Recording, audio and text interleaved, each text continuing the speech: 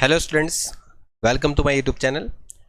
तो students start करशू एक क्वेश्चन लॉन्ग सहसंबंधांक शोधवानो छे। ओके, जेमां तमने मांग अने भाव आपेलुं छे, एटले किंमत। हवे छोकराओ, जो तमने आ टाइपनो क्वेश्चन एक्जाममां आवी शके तो कई रीते सॉल्व करवानो छे। तो सौथी पहेला तो तमारी पासे जे कोष्टक छे ए कोष्टक जे रीते छे ते रीते बनावी दो। ओके, हवे आ कोष्टकमां तमारी पासे जे अहींया संख्या छे एने आपणे एक्स लई लईए। ओके, आ छे आपणे एक्स थई जशे।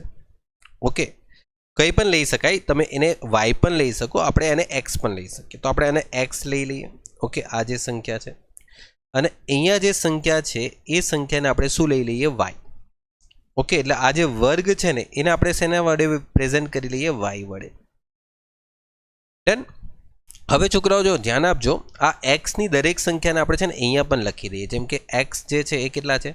7, 11, 15 અને 19। ओके, આપણે ઇઝી પડશે આગળ જતા એટલે।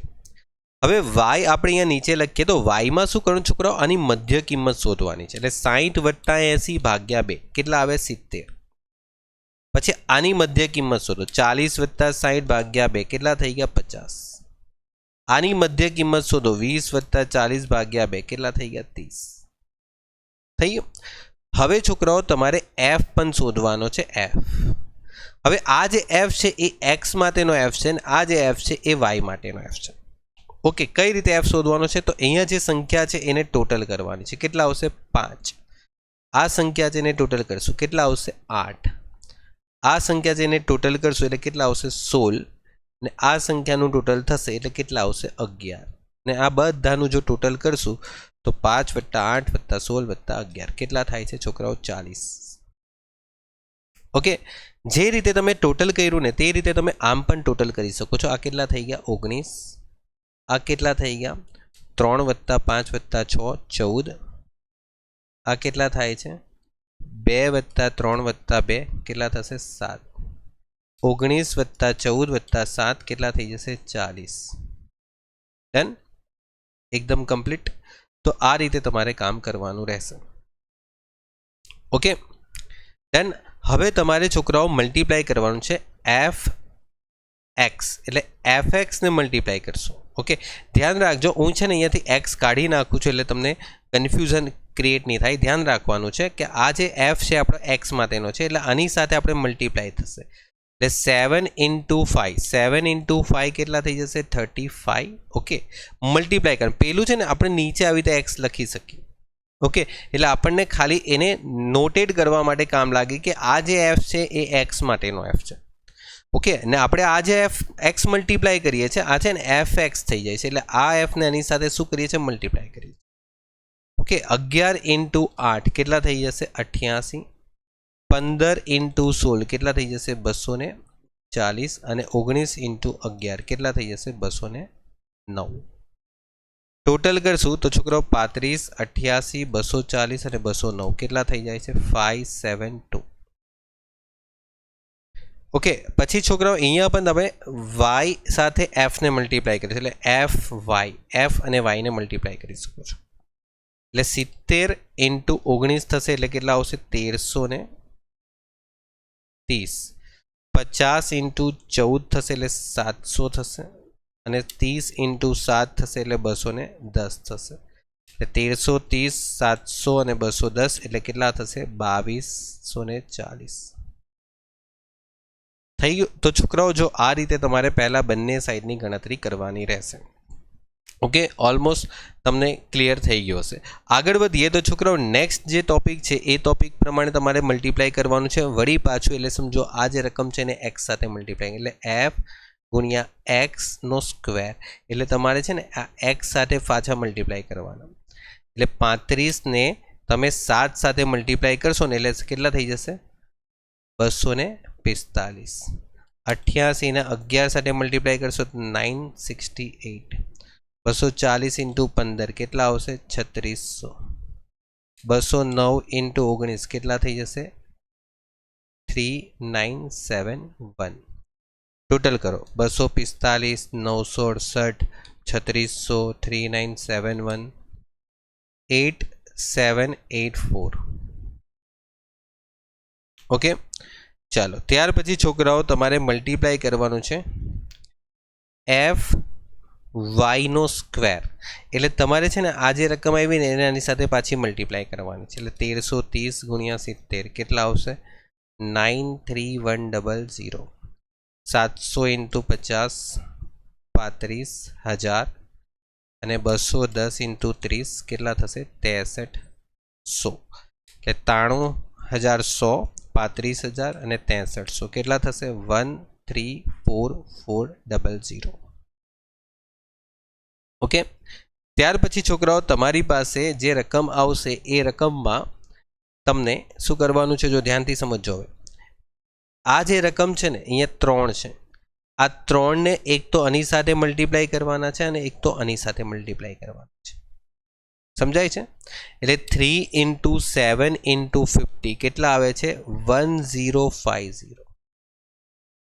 એ જ રીતે આ 2 સાથે કરો. 2 ને મલ્ટીપ્લાય કરો 7 સાથે અને 2 ને મલ્ટીપ્લાય કરો 30 સાથે. એટલે 2 ઇન્ટુ 7 ઇન્ટુ 30 કેટલા થઈ ગયા? 420. બોલો ડન. સમજાયું? આ રીતે મલ્ટીપ્લાય કરવાનું રહેશે.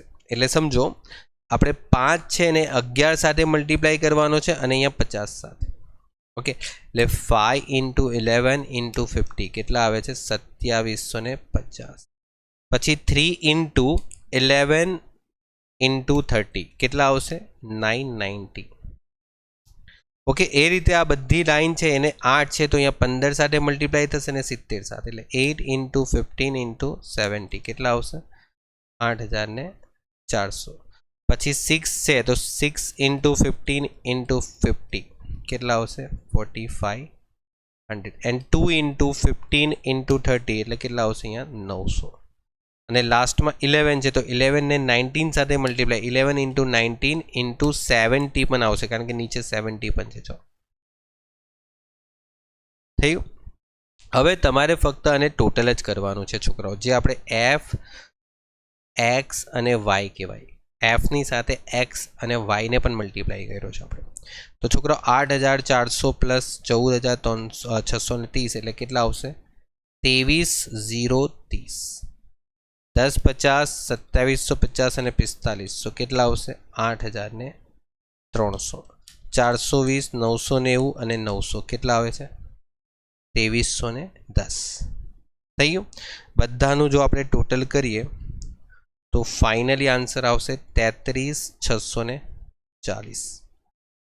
હવે છોકરાઓ તમારે ખાલી આરના સૂત્રનો યુઝ કરવાનો છે. n sigma f x y minus sigma f x sigma f y ના છેદમાં અંડર રૂટમાં n સિગ્મા એફ એક્સનો સ્ક્વેર માઇનસ સિગ્મા એફ એક્સનો હોલ સ્ક્વેર અંડર રૂટમાં n સિગ્મા એફ વાયનો સ્ક્વેર માઇનસ સિગ્મા એફ વાયનો હોલ સ્ક્વેર. ઓકે. n કેટલા છે તો છોકરો n તમારી પાસે છે ને દાખલામાં 40 છે. એફનું ટોટલને જ n કહેવાય. ઓકે. એફનું ટોટલ જે છે ને એ જ તમારા માટે શું થઈ ગયું? n થઈ ગયું. ત્યાર પછી તમારી પાસે છોકરાઓ આપણી આ જે રકમ આવી ને એ તમારા માટે અહીંયા 33640 મુકાય માઇનસ એફ એક્સ તો એ તમારી પાસે અહીંયા કેટલો આવ્યો? 572 અને અહીંયા 2240 એફ વાય અને એફ એક્સ. એટલે સમજો 572 અને અહીંયા આવશે 2240. ઓકે. ત્યાર પછી તમે નીચે ડિવાઈડ કરશો એની અંદર અંડર રૂટમાં પહેલાં 40 લખશો એનની કિંમત. પછી એફ એક્સનો સ્ક્વેર એટલે 8784 માઇનસ ધ્યાન રાખજો છોકરાઓ 572નો સ્ક્વેર કરવાનો છે. ઓકે. 572નો સ્ક્વેર આપણે ઉપર જ જો લખેલો છે 572. અહીંયા પાછા 40 લખીને તમારી પાસે અહીંયા છે 1,34,400 એટલે 1,34,400 માઇનસ 2240નો સ્ક્વેર કરવાનો. ઓકે.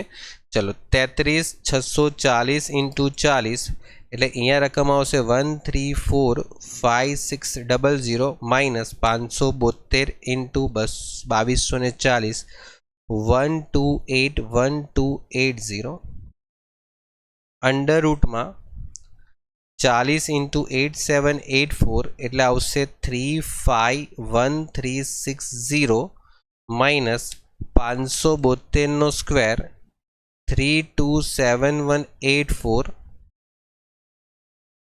134,400 × 40 537,600 minus 2240 square 50,17600.